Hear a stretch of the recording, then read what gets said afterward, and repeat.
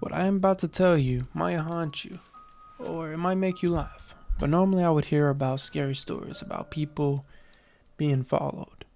And I would think I would have gotten away because I was a little hard-headed, I guess you could say. Anyways, not too long ago, I was taking a family vacation trip to New Mexico. I was in college during the time, so I would be driving alone to meet up with my family, which we would all rent a cabin, which sounded terrible, but normally it wasn't. And all my family would pitch in to buy this fancy cabin we would stay in for the holidays. Anyways, this trip was 12 hours away from me, and I was probably only 6 hours in, as I was only surrounded by deserts, and the roads were peaceful and dark, so it was relaxing and comfortable, which it was a little too comfortable because I would be falling asleep on the road, and I'd have to pick up my energy drink to wake me up, so I didn't run off the road.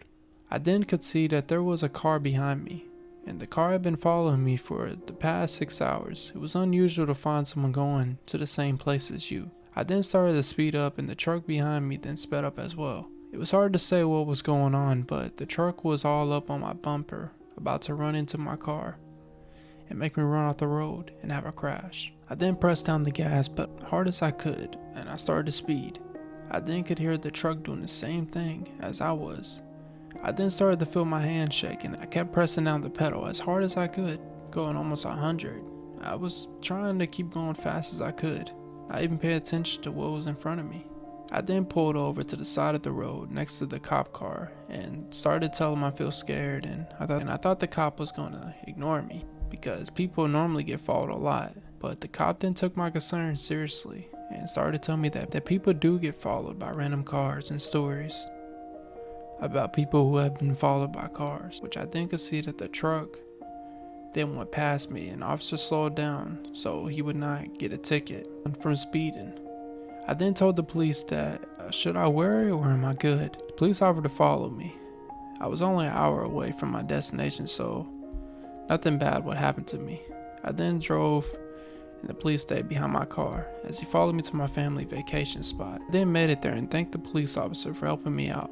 Police then left, and I saw my family in the cabin, which was nice and fancy look. I then could see that my family was in the cabin, so I went in, saw my family, and said hey to everyone. My dad asked if I could pick up some drinks at the store. It was only 15 minutes away, so I agreed. I thought I should be safe now because there was no way that guy from the truck would still follow me.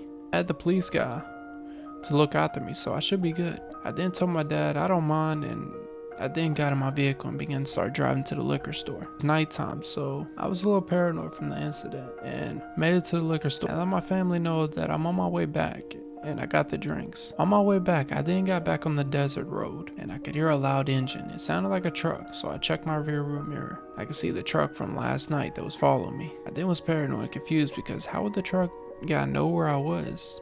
I started to think the police officer must have been a bad guy. I then sped to my family. As I kept trying to call my family, no one was picking up.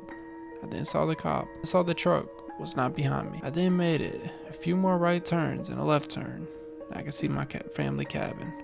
I then went into the cabin and saw the cop, who I thought helped me, but he had my family at gunpoint, and now I was as well. I then told the policeman, what do you want? You can take the money, whatever you need. Just leave my family and me alone. Policeman got a call, and I heard the door open.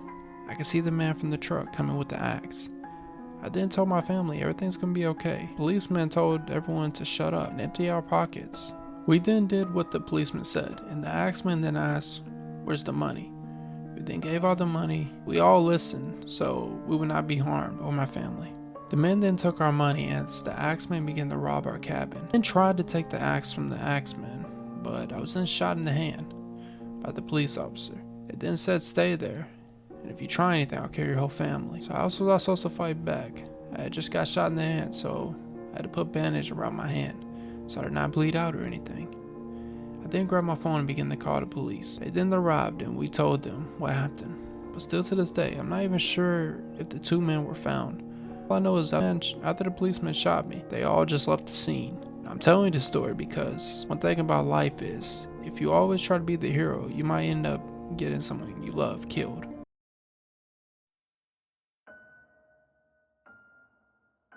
This happened to me a few years back when I decided to take it up and take a road trip alone.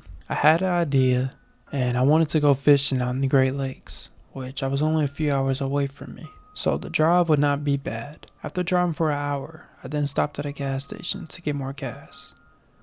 When I approached the gas station, the parking lot was empty, and I wasn't sure if the gas station was open or not, so I got out of my car and went to approach the gas station doors.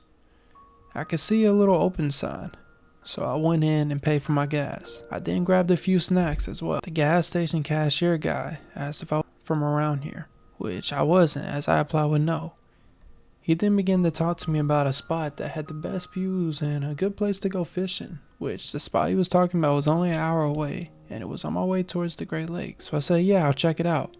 I then got in my car and drove off. The roads were getting more empty, but it was during the daytime, so I figured maybe not a lot of people lived out in the country. I then drove and made it to the spot the gas station guy was talking about. The view was unique, but in a good way, as I could see boats, a few people out there fishing. I then parked my truck and got out my fishing gear and began to find a spot to go fish at. I had been fishing for a few hours to spare some time. It started to get more dark, so I packed up my stuff and began to start making my way back. I then left the fishing spot and began to get back on the road and head to the Great Lakes. After driving for only 10 minutes, I noticed that it was starting to rain bad, and my truck was swerving off the road, which I then pulled over and could see that my tires had been sliced. I then thought maybe I hit a rock or something, but it was pouring down rain, so I got back in my truck and began to check how far I was from the Great Lakes. The rain was so bad, I then pulled over at a truck stop and had to go to a restroom, so I went into the building and waited for the rain to cool down so I could get back on the road. And I then started to not hear the rain as I then heard footsteps approach the bathroom. I then saw a man peek through the stall hole, and I saw the man as he began to start screaming and he pulled out a knife.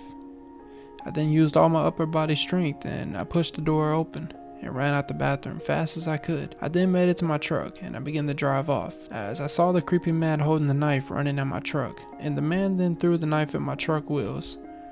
I ran over the knife and made it back on the road. My head, my hands, and my body was shaking as well. I was thinking that I could have died and was just happy that I made it out there alive. I then started to think, what if that man was following me the whole time, and that was the reason my truck tires were sliced in the first place. Anyways, I got out of there and I decided I would go back home and end this trip early because my truck tires needed fixed and my life was in danger. This happened to me 3 years ago when I was leaving my house to go meet up with my brother so we could all go to my dad's house and watch the big football game. It was the Super Bowl time, so football was a big deal when it came down to watching the Super Bowl with my brothers and my dad. We would always watch the Super Bowl, and my dad would all take us out on a road trip. My dad would never tell me where we was going. Instead, he would say it's a surprise. Anyways, I began to take a shortcut to my brother's house, and my car started to break down. I then pulled over to the side of the road and turned on my vehicle hazard lights, just in case a policeman was to stop by. I then turned off my car and began to get out of my vehicle to lift up the hood to see what was wrong with my car. I saw that my wires and everything was good. I then got back in my car and began to try to turn it back on. It was not budging. My worst nightmare was coming true. My car was not turning on. I then checked my trunk to see if I had any jumper cables because I never trusted strangers and I did not want to have to wave down someone for help. I then checked my back seat and trunk. I did not see any jumper cables. I then had no other choice to call my dad or my brother. I then called my dad and asked if he could bring a pair of jumper cables. My dad didn't agree, but he was not happy because, as I said, we took the Super Bowl really serious and we were going on a road trip after watching the Super Bowl. I then thanked my dad and I was now waiting. It was the waiting game. My dad was only 15 minutes away, so that would not be so long. I then began to relax and be patient as I saw a car headlight pull right behind me. I then got out the car and the man did as well. He asked if I needed help. I then told the man that everything's under control. I appreciate help.